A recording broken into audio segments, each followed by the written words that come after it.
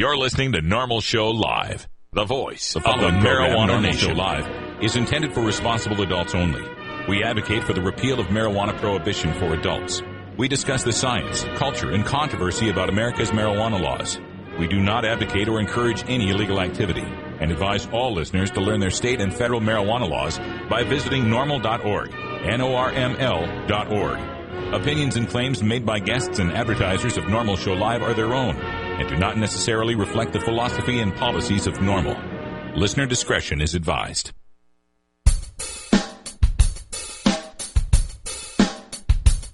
You take a seed, you plant it, you grow it, you dry it, you roll it, you smoke it. You take a seed, you plant it, you grow it, you dry it, you roll it, you smoke it, and it goes down smooth. Hey! Spanning the continent to bring you the truth about cannabis and marijuana law reform. I smoke pot and I like it a lot. From the promise of legalization. And I think we need to rethink and decriminalize our marijuana laws. To the agony of prohibition. One major responsibility is to encourage people to use less drugs. The National Organization for the Reform of Marijuana Laws presents NORML Show Live, Marijuana Nation. Now, here's your host, NORML's Outreach Coordinator, Radical Russ Belville. Good afternoon, everyone, and welcome to the weekend. It is Friday, April 30th, 2010, and it's got to be 420 somewhere in the world. Join us for the next 60 minutes of news, talk, interviews, information, music, comedy, and more by, for, and about the cannabis community. This is your source for the growing truth about cannabis. And joining me here to my left in the studio, the man pushing the buttons and turning the knobs, the maestro, Ganja John. Hey, everybody. Oh. Okay, that was the wrong button. Gollum has joined us in the studio today. Yeah, I'm Russ's Precious, everybody. No, you're my Gollum is what you are. That's true. Also joining us in our virtual studio in beautiful Astoria, Oregon, my good friend and half sister, Cannabis Carrie. Hey guys, how's it going today? Oh, Carrie, we're loving your connection, but you sound like you're broadcasting from the inside of an empty boxcar. I know, I noticed that yesterday too. I really can't change anything on my end, so you technical geniuses over there, you're just going to have to figure it out. Fault. It's my fault, yes. Yeah. No, we'll get you echo cancellation or something, but it sounds brilliant. I love having you here. Great weekend coming up this weekend with the Global Cannabis March. We're going to talk all about that, the Worldwide Marijuana March in over 300 cities. Carrie, you're going to be coming down here to Portland, aren't you? Yeah, I think I might be headed your way tonight, depending on how much stuff I can get through after the show. But, yeah, you probably will have someone crashing on your couch this evening, Russ, so get ready. That's what the couches are made for. Glad to have you here. So right after our first break, Carrie and I are going to break down the Worldwide Marijuana March. Instead of our hemp headlines, we'll just be talking about that, getting you the information on how you can participate, the cities that are all involved. So stay tuned for that. We've got some other stuff coming up on today's show. It's Rockin' Friday, so Eric Smokesbud will be bringing a great new tune from Smoke and Sunshine called Mush in the Room. And then at 30 after, our Cultivators Corner with High Times senior cultivation editor Danny Danko. We missed him last Friday, so we're going to do it this Friday. So get those questions ready in our live chat. Carrie will cut and paste them to us, and we'll ask them of Danny Danko. And then at the end of the show, I'm going to talk a little bit about a new study out that shows that doing more drug law enforcement leads to more violence. Duh, no kidding. But before we go that far, a few little notes here that I have to get to, some bad news, some worse news, and then some happy news. First of all, I got a request from some of our chatters, some of our regulars down there in the Gulf Coast area, asking folks to volunteer for Gulf Coast cleanup. There's that oil rig that has the problems. It's been leaking 5 times worse than they expected it. It's going to approach landfall any minute now, so they're going to need some help cleaning up oil on the Gulf Coast. I recommend if you go out there to clean up oil on the Gulf Coast, wear a NORML t-shirt. Wear something that indicates that you're a cannabis consumer to show the world that you care about more than just getting high. You care about clean beaches. You care about our ecosystem. And you can also make the point that if we were growing hemp for our fuel, for our oil, we wouldn't have to worry about oil rigs off the coast of Louisiana spilling oil and killing wildlife and ruining the environment. In very sad news, speaking of our chatters, one of our regulars, Canna Bob, his wife passed away yesterday due to a stroke, his wife of many, many years. And our hearts go out to Canna Bob. He's been a big supporter of the show. He's been very helpful in the chat rooms. Canna Bob, we're so sorry to hear about this sudden loss of yours. If anyone out there would like to donate to help Canna Bob, you can send your donations to the Canna Bob Fund at NORML Show Live, 4110 Southeast Hawthorne Boulevard, number 161, Portland, Oregon, 97214. We'll put that address up in the chat room as well. Just mail your checks to the Canna Bob Fund. I'll make sure they get to Canna Bob. We'll mail them out to him. Maybe we can help him out somehow. Yeah, we love you, buddy. We love you, Bob. Now, to turn things around with a little better news, today is the 77th birthday of our good friend and icon, Willie Nelson, turning 77 years old today. He's a NORML advisory board member, has been a supporter for the longest time. Happy birthday, Willie. And for anyone that says that marijuana will affect your longevity, the man's turning 77 years old. For anyone who says that marijuana affects your fertility, Willie Nelson has 9 kids. So there's Willie Nelson, the answer to everything. All right, folks, we got to take a break. When we come back, we will bring you more information on the Worldwide Marijuana March, as well as your daily toker tune at 20 after the hour. This is NORML Show Live, the voice of the marijuana nation, the growing truth about cannabis. Stick around. We're right back after this.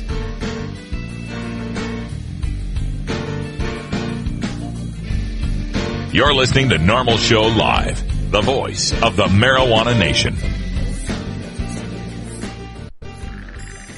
Hello, I'm Paul Stanford from the Hemp and Cannabis Foundation, or THCF. Medical marijuana is legal in 14 states today, and THCF has clinics in 10 of those states. Our doctors help qualified patients obtain an authorization for medical marijuana in their state. Patients are eligible for medical marijuana with a history of either severe chronic pain and or nausea, cancer, AIDS or HIV, hepatitis, glaucoma, seizure disorders like epilepsy, chronic muscle spasms such as multiple sclerosis or asthma, neurodegenerative diseases such as Alzheimer's, and gastrointestinal disorders like IBS or Crohn's disease. If you or someone you know has one of these conditions, our doctors will help you obtain a permit for medical marijuana. THCF Clinics has offices in Washington State, Oregon, California, Colorado, Hawaii, Nevada, Michigan, New Mexico, and Rhode Island. Call 1-800-723-0188 or go to the web at hemp.org or call 1-800-723-0188.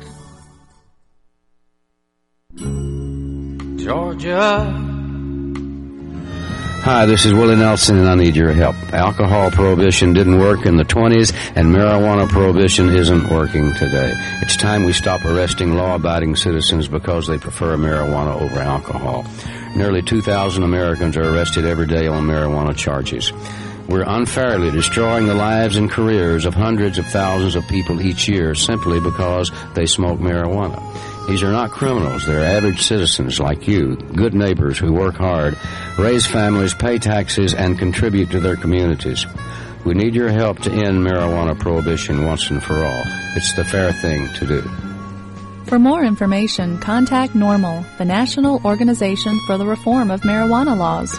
Call toll-free 888-67-NORML or visit their website at norml.org.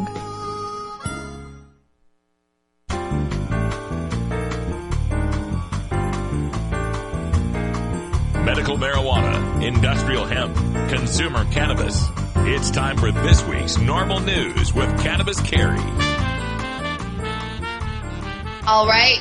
Today, instead of doing hemp headlines, we thought we would talk about something that's very, very important. Probably one of the biggest events, definitely internationally, this is seen as the biggest event in the world. A great day to step out and make yourself seen and protest the prohibition laws that cross not just our country, but all over the world. So we are usurping the hemp headlines, and we want to talk about some of the marches that are happening in our country. And now there were literally, I don't know, like 300, like Russ said, 300 cities to go through. I'm not going to be able to give you the details on all of the cities. We're going to cover a lot of them, and you can always go to your Google search, Google the area, and see if you can find a march near you. But before we started, Russ, I wanted to say, now you got your start as an activist at a Million Marijuana March, isn't that right?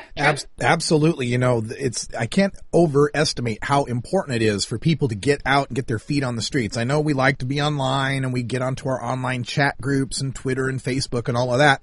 But remember, the digital world is not real, right? It's an approximation. It's an illusion. You got to have feet on the streets before the rest of the world realizes that our movement is important. Up on the cam right now, I'm showing a picture from the 2007 march, and if you look over there to the far left in the red skirt, there's Cannabis Carrie carrying one of the signs for the march. This is the Portland pictures from the Portland march. We end up having about 500 to 750 people show up to the march. We want 1,000 this year. So yes, get out to the march.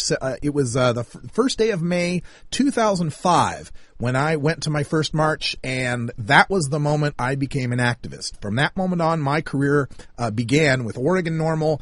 2 weeks later, I'm on the Oregon NORML TV show. A year later, I'm on the board of Oregon NORML. 6 months after that, I'm the associate director of Oregon NORML. 6 months after that, I work for National NORML. Things can really take off in a hurry when you get involved, because we need you. We need people that are active and people that are willing to put their name out there and say, yes, I am a proud cannabis consumer.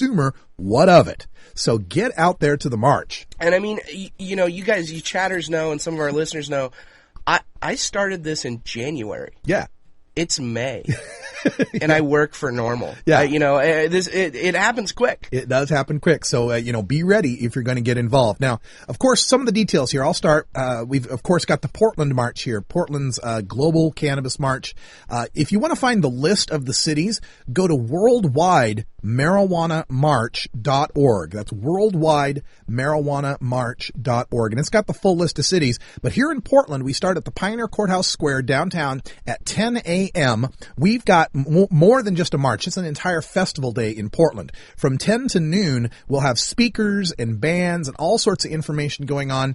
At high noon, we leave Pioneer Courthouse Square. We march about 30 blocks around the city. We have a full police escort. We also have the Cool Bus, which is a school bus for the patients who aren't so mobile that they can't get out there and march. They're either in chairs or canes or whatever, and they need some assistance. So they march or they walk as far as they can, and then when they need to drop out, they can get onto that bus, which follows the entire march. So a great event.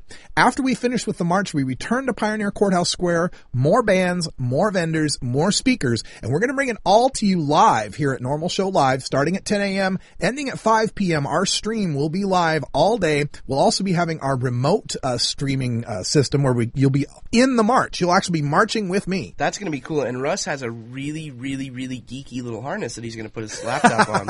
So I'll take pictures of that. No worries. Oh, yeah. We are going to uber geek out here in Portland, Oregon. That's for sure. So, Carrie, let's take a look around the rest of the country and the rest of the world. What are some of the cities you're looking at here for the march?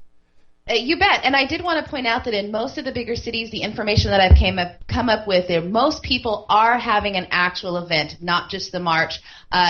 Hundreds and hundreds of bands are coming out. I see a lot of them having music, most of them having speakers. So if you are in a large urban area, chances are there's an event near you that you can visit. I also wanted to say I got some information from some NORML chapters personally. Also in Oregon, the Southern Oregon NORML chapter, they're going to host the Medford Oregon March. That march will also start at high noon. They're going to proceed down 6th to Central and take Main back to the gazebo in their park where they're going to have a 2-hour rally. And Corvallis Cannabis Movement and Students for a Sensible Drug Policy in Eugene are also going to have a big march. Now in Montana, they've got 4 big marches. There's one in Missoula, one in Great Falls, one in Bozeman, and one in Columbia Falls. Those will be all held on Saturday, May 1st. And I did want to mention that most of the marches are happening tomorrow.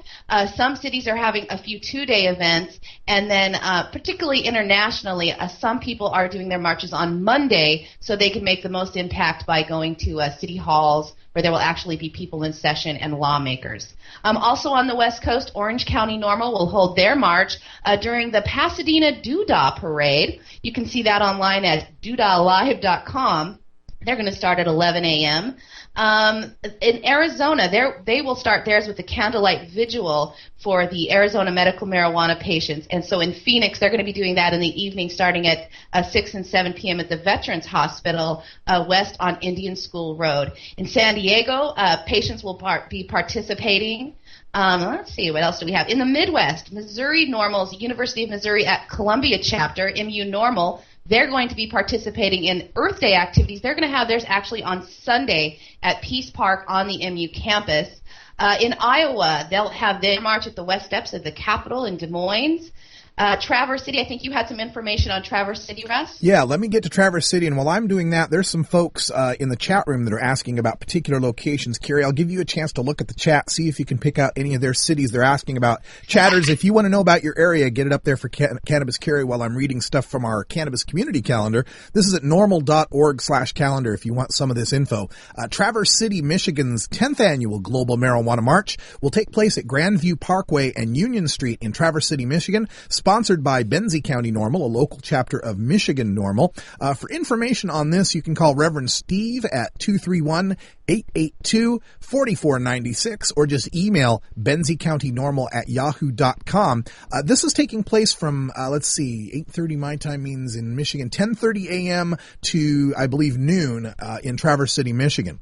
We've also got information on the Cleveland version of the march, the Cleveland Global Marijuana Rally. This will take place again at high noon on Saturday at 4th Huntington Park. There's going to be a rally after the march from the public square. Kansas City's got their Global Marijuana March taking place on Saturday, again at high noon and lasting till 6 p.m. The march starts at J.C. Nichols Fountain at high noon. The march ends with a free concert at Southmoreland Park. For more information and on this, just check out march.kcnormal.org. That's march.kcnormal.org. Up in Madison, Wisconsin, our Madison NORML and Wisconsin NORML are having their Global Cannabis March taking place at high noon from the steps of the Capitol, going from State Street to the steps of the state Capitol. They'll rally there with the farmers market around the farmers market, and then they'll head off to the Mifflin Street Block Party. So plenty of information on that. And let's see what else we got. The march in San Diego, as Carrie was mentioning, this will take place starting at 11 a.m., running till 2 p.m. at Crystal Pier on Pacific Beach. So there's a map for that up at our NORML Cannabis Community Calendar at norml.org/calendar. Now, also, I was going to say, people are asking me about, I see some Californian questions in there, and pretty much there is a march in almost every city in California tomorrow. Please Google your area. There's a lot of really active supporters in California. Yes, Fresno, Frisco, LA. It's all over California. So if you live in California, chances are there is a march near you that you can go to. Now, I wanted to say our friends in Waco, from Waco NORML, they're actually joining forces, and they will be marching in Austin, Texas. And it looks like a huge extravaganza. They're expecting thousands of people. And one more thing that I did want to mention, Russ, since there's so much legislation in play this time around, most of the marches are also taking advantage of that, and there will be lots of petition signing and lots of talk about legislation alerts that you will need to know in your area. On the East Coast, of course, NORML of South Florida, they will be having theirs. Actually, they'll be having theirs May 8th, next weekend, but they're going to have a signature drive, and they really want people to come out. They're going to have it right there on the beach. Now, in Philadelphia is going to have a big, huge march. They meet at 3 p.m., and they're going to march starting right at 4:20, and they'll be headed down to Head House Square at 2nd Street and Lombard Street in Philadelphia. No doubt our friend Chris will be there leading some speakers, I'm sure. And I wanted to say, Russ, when I looked at this worldwide, it was amazing how many other countries that have obviously had their reefer madness imported from the U.S. That are, yeah, I was surprised. I was looking at posters worldwide of people that are having the events. In Nimbin, Australia, they're going to have a large 2-day rally. They expect 40,000 people to show up on Saturday and Sunday. And their posters showing the event actually had a picture of President Barack Obama holding out a big sticky bud to their lawmakers and their Congress in Australia. That was great. And I wanted to give a shout out to they're going to actually have a march in Jakarta, Indonesia. Now, you and I know how scary that is. Very, very proud that some activists have committed to getting out in the street and talking about getting rid of prohibition. The posters for the UK marches in England, they had a take on the Uncle Sam character from U.S. You know, we want you to help us in prohibition, so that was kind of interesting. I know we only have a few moments, so let me really quickly go down and let you know some cities in the U.S. that will be marching. Albany, Albuquerque, Amherst, Anchorage, Ann Arbor, Atlanta, of course, Boise, Be There or Be Square, there at the Julia Davis Park, Boston, Boulder, Bozeman, Buffalo, Burlington, Corpus Christi, Dallas, Denver, Des Moines, Detroit, Duluth, Eugene, of course, here in Oregon, Fayette, Flagstaff, Arizona, Charleston, Charlottesville, Chicago, Cincinnati, Cleveland, Colorado Springs, Columbus, Las Vegas, Los Angeles, Memphis, Miami, Moscow, Nashville, Newark, New Orleans, New Paltz, one of my favorite places in New York City. They're going to have a march. Of course, in New York, the founder of the Global Marijuana March and the Cures Not Wars, Dana Bill, he will be speaking in New York. So please check your internet for more information on that. Toledo, Topeka, Tucson, Tulsa, Spokane, Steamboat Springs, St. Louis, Tacoma, Tampa, Salt Lake City, Seattle, Sioux Falls, Philadelphia, Phoenix, Pittsburgh, Portland, Ogden, Olympia. They are hoping to have the recently ousted John Heyer give a speech at the Olympia March in Washington State. Orlando, Paducah, Palm Springs, Flint, Fort Collins, Fort Myers, Fort Lauderdale, Fort Bragg, Georgetown in D.C., Harrisburg, and Helena, Montana, Independence, Kalamazoo, of course, Washington, D.C. Washington, D.C., they're actually having theirs on May 8th. They're going to rally at noon, march at 1 p.m. right to the Capitol, and Yakima, Washington. Now, that's just a partial list, so you can see how many people are really going to be getting out and marching this year, and it's really important that you take place. That's right. Check it out at worldwidemarijuanamarch.org. You can find your city, you can find the contact, and oh my gosh, we're late. That's okay. We've always got a few extra moments for the 420 break here. So everybody, I know you've already started without us, but keep on doing what you're doing. We're right back after this. It's 20 after the hour, and we have to take a short break, if you know what I mean. Please support these sponsors who support NORML Show Live. Oh, have you ever met that funny reefer man? A reefer man. Have you ever met that funny reefer man? A reefer man. If he said he swam to China, he would say to South Carolina. Then you know you're talking to that reefer man.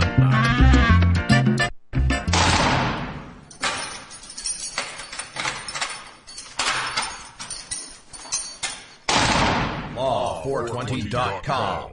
Hello, I'm Russ Belville, Outreach Coordinator for NORML. In my job, I read literally hundreds of headlines each month involving nonviolent, productive citizens whose lives are ripped apart by a marijuana or drug arrest. Many citizens could avoid arrest by refusing police searches and remaining silent, but police are well trained to confuse and intimidate. That's why you have a right to speak to an attorney before answering any police questions. I hope you never need to exercise that right, but if you do, make your first call to the law offices of John C. Lucy IV. John Lucy is an accomplished criminal defense attorney with expertise in Oregon's medical marijuana law. John Lucy understands and respects cannabis and drug consumers of all backgrounds. Call John C. Lucy IV at 503-227-6000 or visit in downtown Portland. Address available at law420.com. That's John C. Lucy IV at 503-227-6000 or visit law420.com today. Almost busted in Laredo, but for reasons that I'd rather not disclose. I smoke pot, and I like it a lot.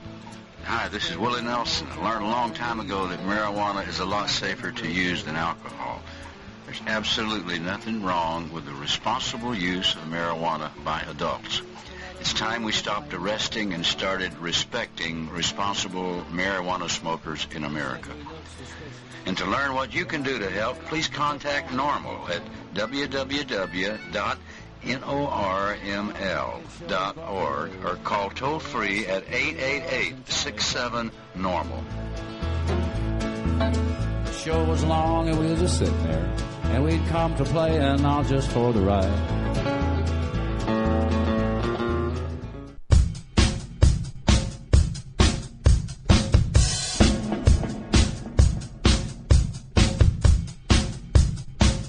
It's time for your Daily Toker Tunes, the best in 420-friendly music from all genres that uplifts, entertains, and informs the public.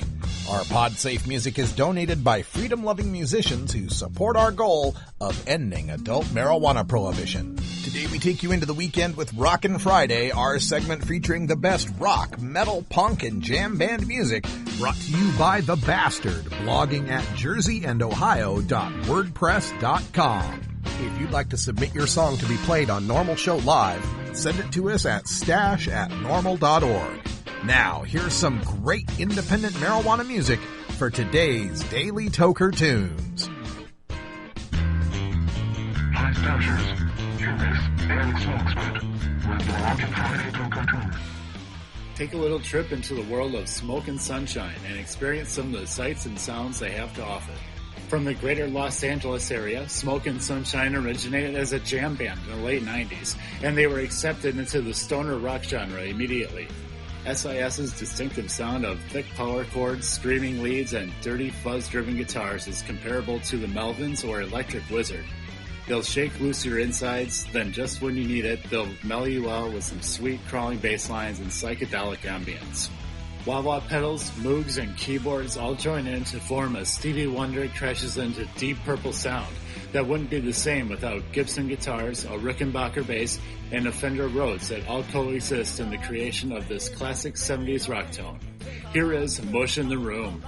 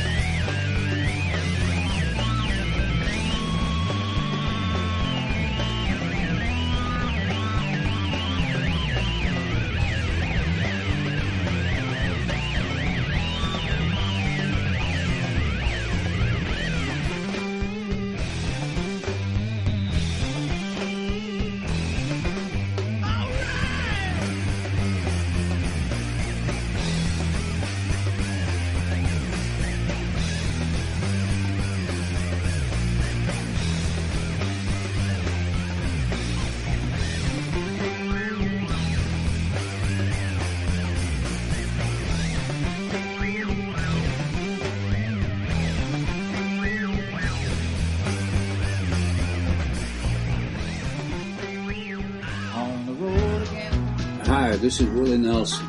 Friends, it's time we legalize the responsible use of marijuana and stop treating marijuana smokers like criminals. We're destroying the lives and careers of hundreds of thousands of good, hard-working Americans every year in this country for no good reason. There's absolutely nothing wrong with smoking pot. For more information on how you can help legalize marijuana, please contact NORML at NORML.org.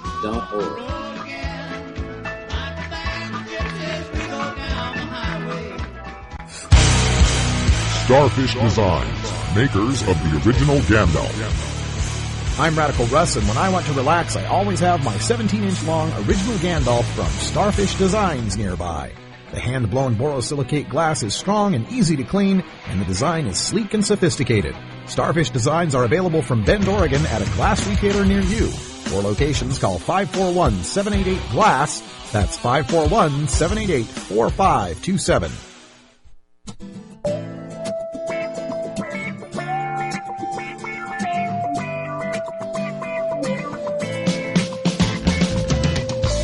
Mary, quite contrary. How does her garden grow? Don't ask me. I'm just the voiceover guy. Ask High Times Senior Cultivation Editor Danny Danko in our Normal Show Live's Cultivator's Corner. I want to tell you all a little bit about a plant I know that can save the world. It grows long and all right, welcome back, everybody. 31 after the hour. Normally on the fourth Friday of every month, we visit with Danny Danko from High Times Magazine. But last Friday, I was out in Los Angeles, so we missed that date. We brought him here today for the fifth Friday. Danny Danko, welcome back to Normal Show Live. Thanks, Travis. Glad to have me. Yeah, glad to have you here, and thanks so much for hanging out in our chat room as well. We're taking questions now on marijuana cultivation from our chat room, so if you've got any questions, get them on right now. Carrie will send those to us. Before we start with our chatters questions, though, our engineer, Ganja John, had some marijuana cultivation questions, so take it away. Danny, do you know any way we could get Russ to actually pronounce cultivation correctly? I'm sorry. It's a tough word. There's a lot of syllables. I'm an outdoor grower, and my main goal as a grower is to provide for myself, obviously, but after that is to provide for the Cannabis Cafe. So what would you think would be a good strain for me to do outside for a big yield? Well, for big yields, I would go, especially since you're up there, in the Pacific Northwest, I'd go with something more on the indica dominant side. And, it's for patients as well. Typically, a lot of the medicinal patients prefer the body high of an indica, depending on the ailment, But I would go with something, like a, let's see, what's a good, I don't know, what's good out there? Like Williams Wonder is a great, I wouldn't say indica dominant, but a great strain from the Pacific Northwest that people have been growing for years and maintains consistency and stuff. Excellent. Well, thank you so much, Danny. Basically, indica dominant. You want something that flowers in less than 8 or 9 weeks, basically. Gotcha. Thanks, Danny. Excellent. And I had a question as well. Stephen D'Angelo from Harborside Clinics down there the Harborside Health Clinics down there in California announced recently that they had developed a new strain of cannabis that was very CBD dominant and not very psychoactive at all. Is this the first you've heard of such breeding of these plants for CBD? It's the first I've heard of it being done specifically for medicinal use. I mean, it was always the intention of most breeders to limit CBD because of that sort of boring, couch lock stone that they were trying to sometimes avoid. But for medicinal patients, especially people with nerve damage and chronic pain and things like that, where they just really need to calm their bodies, the high CBD strains, is what they're looking for. So, I think to each their own. I don't think it's something the recreational smoker would really appreciate too much because there's just not much of a buzz to it. It's much more of just the body that you get from eating like a really strong edible or something, but without any of the any of the head high. Sure. Would a grower need to do anything differently technique wise when they're growing a strain like that's higher in CBD? I don't really have too much experience growing high CBD strains, but I think it's pretty much the same process. I mean, the CBD levels are pretty much, those are the essential oils within the glandular trichome. So I don't think there's any kind of like grow practice that would induce them to be at higher levels, except just, using the right proper techniques. Okay. And hopefully, obviously if it's medicinal, you're going to want to use organic techniques as well. Okay. Got a question here from Destruction in the chat room. What is the best thing you can recommend for spider mites after trichomes have already formed on the plant? Because, we shouldn't use pesticides once the trichomes form. Yeah, I mean, you really should avoid using any kind of, avid or any kind of bombs or insecticides anytime after you've induced flowering, because, that stuff will just stay in there. It's definitely not going to be medicinal quality at that point. So for that, I'd say predator mites work really well. They're a little smaller than spider mites. You order them in the mail, they show up, and you release them basically at the base of the plant, and then, they just go to war against the mites. It's kind of a fun little war you can watch if you've got like a loop or a magnifying glass. Yeah, that sounds like fun. Okay, question here from Rainbow Family.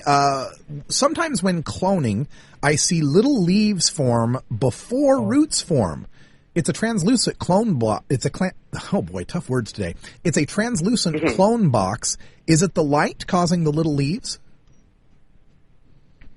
Yeah, I mean, the plants are going to, their initial, impulse is always to survive and to grow. So if you provide them with the right level of humidity and light, the clones will shoot out roots. And as the process of them creating roots occurs, they're also going to create new leaf growth as well. Okay. And it's typically how you can tell that, a clone is about to pump out some roots, is that you start to see just a tiny bit of new growth at the top of the clone, and then you kind of know, okay, this thing's ready to burst, and pretty soon you're going to see roots and be ready to transplant into your growing medium. Okay. Question here from Stoner24 wants to know, what is the highest percentage of THC in a marijuana plant that you know of? This is a question I get asked a lot. I mean, typically, THC levels are between, 7 or 8% and about 18 to 20 at the highest levels. But to be honest, THC levels above 10 or 12% are a little bit redundant, because a lot of the high that you're feeling isn't just from THC. I think THC kind of takes the main stage, but it's really how the other, hundreds of terpenes and essential oils within that glandular trichome, how they interact with the THC that really gives you, the unique experiences that different strains impart. So, THC levels, I've seen, Canada did testing over in Europe on some of the strains there at, 18, 20%. I smoked them. They weren't necessarily any more potent, really, than a strain that was 10 or 12. It was just, I really think that people need to concentrate more on the combination of the terpenes and the essential oils in conjunction with the THC and the CBD and all the other cannabinoids, because that's really where the richness of the experience comes from. Right. I know the potency monitoring project that they run out of University of Mississippi has recently said that the highest sample strain that they had tested came out of San Jose, California, and it was like 37% THC. But certainly that's way on the far end of the bell curve there as far as what THC potency would be. Yeah, and it's also, they're testing. Are they testing the leaves and the buds? Are they crunching up the buds and testing them? Have the buds been keefed at all? And it's really hard to tell sometimes the accuracy level of some of those tests. And like I said, I think there's a little too much emphasis sometimes on just THC. Yeah, I agree. All right, let's get to this question from Patriot Hemp. For a grower on a budget who may not be able to afford the full line of top-shelf nutrients and fertilizers, what do you suggest as those essential elements in the nutrient department that every grower should invest in? So growers on a budget, how can they get their newts?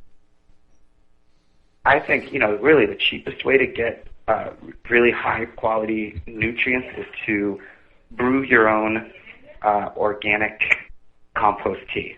And the easiest way to do that, it's as cheap as getting yourself a 5-gallon bucket, an air pump and some air stones like you'd have in a fish tank, and basically some compost. And there's great companies out there, one out of Alaska called Organic Bounty, Bountea, who sells the whole kit, with all of the compost as well. But, at the same time, once you've got the bucket and the kit, you can just add your own compost to that. And when you aerate it, you're creating, these billions of microorganisms and a nice, mild fertilizer that you can use throughout growth as a booster for the plant's immunity and as nutrients. So I really would say every grower should have a compost tea brewer. Yeah, I've been using it. And it's as simple as that. I've been using a compost tea, and anyone here in Portland, they can contact me. I got an elephant manure hookup, so I've been using that for a while, and it might as well be called Butt Exploder because it really, really works. Yeah, it doesn't hurt to have a friend at the zoo to give you the exotic poops as well, because all that rich with microbial activity and very beneficial. Very beneficial bacteria. We've got the elephant poop. We got the elephant poop hookup here, and then I used to know a grower here a year ago who had a giant tortoise, like an 83-year-old tortoise, and he'd follow it all around the house picking up its poop so he could use it for growing. Great stuff. Oh, that's great. Yeah, my brother-in-law used to bring the alpaca, what are those? Llama poops. Yeah. And, I'd throw that in the compost pile, and these Brooklyn worms would just lose their mind. It was like a delicacy for them. Yeah, really. Okay, question here from Kentucky Cannabis. A stem rot issue. It's pinching off the plant about 1/2 inch above the hydrotron. Plant is falling over, and that spot is brown and soft. This is the second plant to do this. Any idea why? Stem rot happens for a number of reasons. Sometimes it's just systemic, meaning you have some kind of a plant disease that's causing it. Sometimes there's a worm that bores through through the stem and kills it at a certain height. Sometimes it's just too much moisture, too much humidity at the stem level, and that just sort of creates a habitat for harmful, mold and bacteria. It could be any one of those factors. Sometimes there's just nothing you can do. If it's a plant disease, it's really hard to get rid of. You may want to just start new seeds and get some diversity in your clones and stuff, because it's probably only affecting one strain if it's systemic like that. And if it's not, and if it's affecting a bunch of different strains, then you would look into some of the environmental factors. Okay, I've got a question here. This isn't actually a cultivation question, but kind of important, so I'll address this real quick, and then we'll get you your next cultivation question. Sour D wanted to know, would attending Oaksterdam University in Oakland, California, help when trying to set up as a caregiver or shop provider in another state that is new to medical marijuana? I'd say yes in general, other than the fact that every state has its own laws that are different for setting up dispensaries, setting up caregiving. So you would definitely want to check your state laws, but I don't see that attending Oaksterdam would hurt any. You'd learn a ton about the business. You'd learn a ton about cultivation. All right, let's get to another question. What is the best way to what is the best way to supply CO2 to your room via tank and regulator? Well, if you've got the tank and you've got the regulator, then you want to keep it above 1,000 parts per million in the air. So you need to set the regulator at somewhere around 1,500. I would say you don't want any more than 2,000, and you really don't want less than 1,000 if you're trying to take advantage of the boost that you get from CO2 injection. You need the regulator because that tests the air, figures out how much you're at. So if you're at 400 parts per million, it'll turn the tank on and will let the CO2 out. And then when it gets to 1,500, it'll stop. And, you want to coordinate your exhaust fans to shut off when you're doing that as well, so that you can really take advantage of it and you're not just sucking CO2-rich air out of your room, because that's just a waste.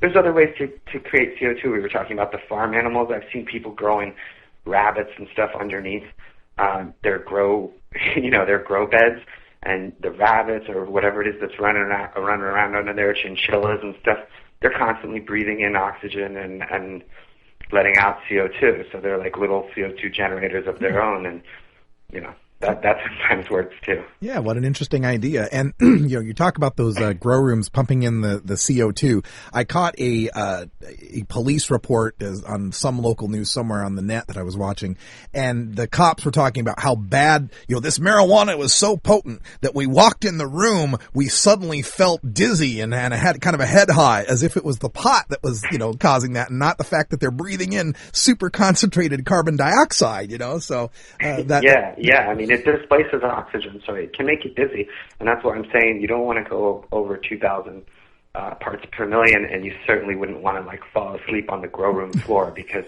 CO2 drops. It's heavier than air, so it drops. You want to always, have your CO2 released from above the plants, so it'll drop down through the canopy, and then it ends up on the floor displacing oxygen. And if you fall asleep down there, you might not wake up. That's right.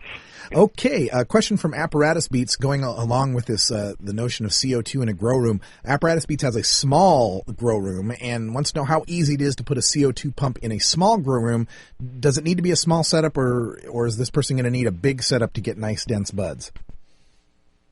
A lot of times people get a little bit, overly obsessed with the whole CO2 thing. You don't have to have CO2 injection to grow good pot. As long as you have air circulation, the CO2 level in the air is naturally 300 or 400 parts per million. So as long as you move air around, there's always going to be some CO2 for your plants. I mean, obviously, if you can get it up to 1,000 or 1,500, you're going to boost growth. But you also have to have, lights, the proper level, and all the other factors going for you in order to take advantage of that.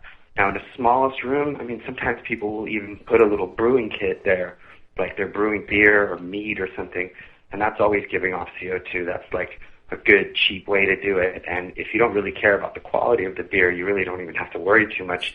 If it's something you're going to pour out, at the end, you just add sugar and yeast and all that stuff and just get it brewing, and you've got a ton of free CO2 just pumping out from that.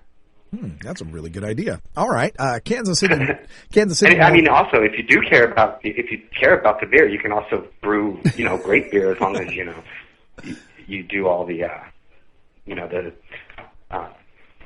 what do you call it, sanitizing and everything that you have to do when you're brewing for beer. Sure. All right. Well, Kansas City NORML has a question here, kind of a personal question for you. How long have you been growing? And if it was at a young age, were you ever one of those kids getting busted for growing pot outside or inside your house? I've never told this story before, but I did get kicked out of my mom's house for growing right around when I turned 18. I was about 17, and she said, I don't care if you do this, but you can't do this here. So, and that was just a plant on the windowsill. I was just experimenting. But I would say, I've been growing pretty steady for 20-something years, and, off and on, obviously, because now I'm in a state that doesn't really allow it, and I'm also in a position that doesn't really allow it. So, lately I've just been getting all my information from people who are growing, and just absorbing that. And, I've transferred some of the passion that I had for growing bud into growing a number of other plants. I've got, orchids and African violets and lemon trees and birch trees and all kinds of stuff going. So. All right. Well, good story. Glad to get the exclusive here on. I'm looking forward to a time when I can grow, as many plants as I can in full sun, because that's really the way the plant was meant to be grown. All this indoor stuff is just us hiding, so we can really get the plant out into full sun. Then you can see the potential of these big, 10-pounders. Yeah, exactly. You're welcome to come visit my garden up in the Pacific Northwest anytime, Danny. Oh, I'd love to. I'm going to be out there for the National NORML Conference, I hope. So that's September. That's going to be quite exciting. Right around harvest time, yeah. Harvest time, yeah. All right. Well, it's 40. Yeah, we've got an event in California coming up in San Fran too at the June 19th and 20th. We've got the Medical Cannabis Cup. Hoping to see you there, Russ. Yeah. And our June issue is out now too, with Cheech and Chong on the cover, and a great story about Bobby Black on veterans and marijuana. There's some pretty incredible findings happening right now with post-traumatic stress syndrome and all these things. And Yeah. Yeah. Absolutely. Very, very exciting stuff. All right, we got to wrap this up here, so just a couple real quick questions and answers here. Matter of Liberty wants to know, are there any other auto-flowering plants worth the time other than lowrider? Yeah, well, that's a new thing that they've been developing, these auto-flowering strains, and now there's even feminized auto-flowering strains. So those, you just plant them and you walk away. And they've, the problem with the auto-flowering is that they have that ruderalis gene, which gives them a little bit of a hempy, less of a high. And so, but now they're crossing stuff like diesel in. You've got your diesel rider and things like that, where there's more potency being bred into the auto-flowering strains, and I'm finally seeing some that, really, actually have a potency and a good flavor. So I would say Diesel Rider is the one I've seen, and I think Ariane at the greenhouse, I think they have an auto-flowering feminized strain as well, but I don't remember the name of it. Okay. Copley KJ wants to know, if you're sterilizing large amounts of composted soil, what do you recommend for that sterilization? Sterilizing compost, so typically, you'd leave that out in the sun for a while to sort of cure, because you don't want to put it on too hot. You can bake it in the oven at a low temperature to sterilize it, although that's going to stink up the house a little bit. Yeah, I would think so. Hopefully, what happens is, if your compost is active enough, it heats up to a level that it sterilizes itself as it cooks. Because a good compost can get up to 100, 150, 180 degrees, and that's going to kill off a lot of the pathogens and things that might be harmful in there. Okay, and our last question here from John 916: when do you stop giving your plants nutrients in the flower cycle? I always say about 2 weeks before you're finished flowering, before the date you plan to harvest, is a good time to just start giving the plant plain water, maybe a little bit of sugar, kind of like a molasses kind of thing, but really 2 weeks minimum, and you can go 2.5, 3 weeks, especially on outdoor plants, because they're in plants that are in soil, because there's always some nutrients that are still in there that it's going to be pulling out outdoors. But 2 weeks is a much base level of when you want to just start using plain water to flush out some of the salts and nutrients that are going to be built up in there. All right. Well, an excellent round of questions from our chatters. Thank you so much for joining us. And Danny Danko is the senior cultivation editor for High Times Magazine, the Ask Danko column in High Times. It's out now on the newsstands with Cheech and Chong on the cover. Don't forget about the High Times first ever United States Cannabis Cup taking place in San Francisco. We'll be there. Danny will be there. Danny, thanks for joining us.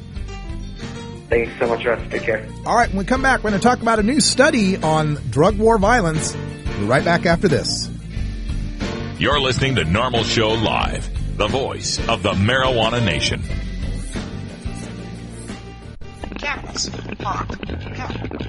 Just say no. No matter what you call it, it's a huge part of popular culture. Where'd you learn that, Cheech? Drug school. You don't need weed school. You just need a copy of the new book, Pot Culture, the A to Z Guide to Stoner Language and Life. Hey, this is great, man. Even if you never smoked marijuana. I never used marijuana. Sorry. Don't think you smoked marijuana. I experimented with marijuana a time or two and didn't inhale. Or you used to smoke marijuana. I inhaled frequently.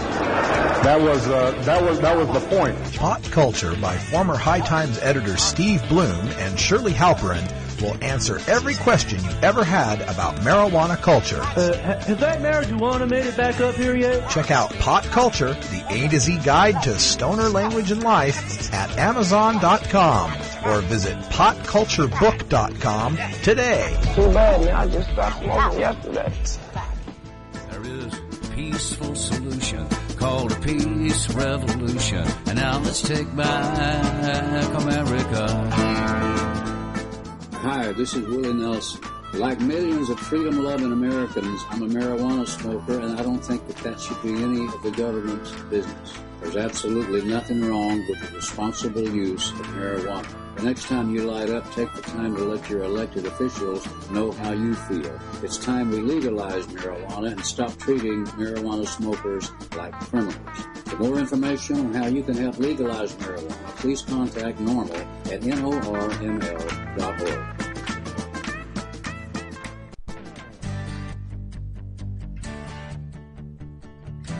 NORML, unlike any other marijuana or drug law reform organization, is built from the ground up by grassroots activists who are peaceably assembling to petition our government for a redress of our grievances, specifically regarding our inalienable right to the pursuit of happiness through the use of cannabis for medical, social, and personal reasons. We are the Marijuana Smokers Lobby, and we aren't just anti-prohibition, we are pro-marijuana. Every Monday, we take some time to talk to the citizens in local NORML chapters across the country and around the world, as well as others who are working to make a difference in the fight to end adult marijuana prohibition in this segment we call Grassroots Activism.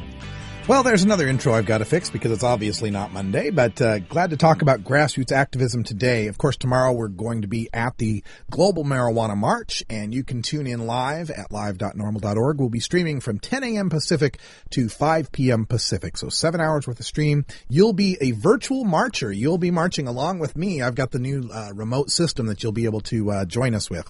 But before we closed out the show, there was an important story on norml.org that I wanted to bring to everyone's attention, and this is a new study. First of all, on CNN, there was a recent headline that says the Mexican government is claiming more than 22,000 people dead in Mexico in the drug war over the past 3 years as we've escalated against the Mexican drug syndicates and so on. But this study comes on the heels of that, and it just illustrates the point. And the study's headline here via the Associated Press says, "Study links drug enforcement to more violence. The surge in gun battles, beheadings, and kidnappings that has accompanied Mexico's war on drug cartels," and again, they're not cartels, they're syndicates, "is an entirely predictable escalation in violence based on decades of scientific literature," a new study contends. A systematic review published Tuesday of more than 300 international studies dating back 20 years or more found that when police crack down on drug users and dealers, the result is almost always an increase in violence, say researchers at the International Center for Science in Drug Policy, a nonprofit group based in Britain and Canada. In 87% of the studies reviewed, intensifying drug law enforcement resulted in increased rates of drug market violence. Some of the studies included in the report said violence increases because power vacuums are created when police kill or arrest top drug traffickers. None showed a significant decrease in violence. I'll say it again. Never has any study shown that increasing the enforcement of drug laws leads to a reduction in violence. It's never been shown to happen. And yet, the Obama administration wants to continue on with the George W. Bush administration's Merida policies in Mexico. We're going to ship them more helicopters. We're going to ship them more weapons, more advisors to crack down on these drug syndicates. Well, again, all you're ensuring is more violence. The science is in, Mr. Obama. When you came into office, you claimed that you wanted to let the science make the decisions, that we weren't going to be basing things on ideology or politics anymore, especially in the wake of the W. Bush administration basing so many of their decisions on, faith-based initiatives and political considerations. You said, Mr. Obama, that we would count on science. The science is in. Over 300 international studies, over 2 decades of research showing that when you crack down on drug users and drug trafficking, you get more violence. This is one of the frustrating things about fighting this war on drugs is that they attribute the violence that's the part of prohibition, they attribute that to the drug itself. They say, oh, marijuana, we have all these dispensaries, there's crime and violence around marijuana. No, there's crime and violence around prohibition of marijuana. When is the last time you saw a gun battle in the streets over the control of Budweiser distribution?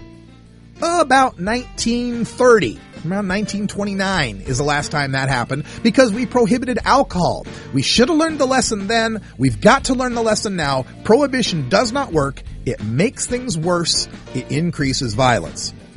I'm Radical Russ. Thanks for joining us. For Ganja John and Cannabis Carrie, we'll see you at the march tomorrow. And until next time, take care of each other, tokers.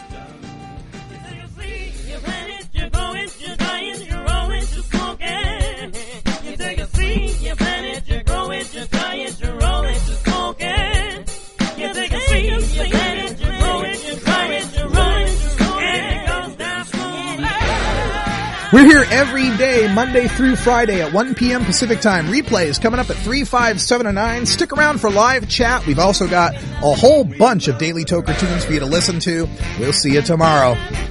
This is NORML Show Live, the voice of the Marijuana Nation. Take it on one more time. You take a seed, you plant it, you grow it, you dry it, you roll it, you smoke it. You take a seed, you plant it, you grow it, you dry it, you roll it, you smoke it.